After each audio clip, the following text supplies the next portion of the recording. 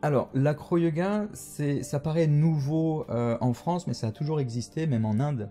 C'est trois disciplines ancestrales combinées, c'est-à-dire c'est le massage thaï, le yoga et l'acrobatie.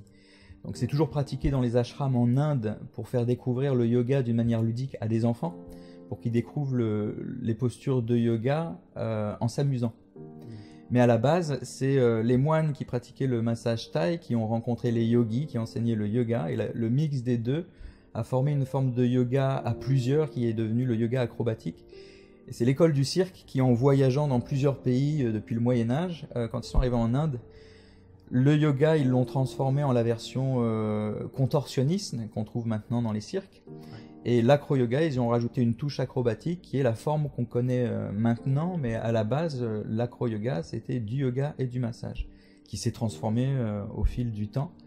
Et donc, c'est trois disciplines en une. Discipline thérapeutique. L'acrobatie, c'est un peu moins thérapeutique, c'est plus ludique. Ça donne une petite touche de fun dans la pratique thérapeutique. Et c'est ce qui fait aussi que ça touche autant de personnes. Si on rajoute le côté fun. Ouais, ça touche beaucoup de personnes parce que déjà c'est visuel. Le fait de le voir, bah, ça fait un impact visuel. Et ensuite, c'est le fait de le pratiquer, on retrouve son âme d'enfant. Normalement, le yoga traditionnel, ça se pratique seul, on est concentré, on est focalisé sur soi-même. Là, l'acro-yoga, c'est avec d'autres personnes, c'est un échange, c'est un partage, une confiance en l'autre, une connexion avec l'autre. Et on passe, on va dire, 70-80% de la classe à rigoler. Chose qui est très peu courante dans les autres styles de pratique de yoga.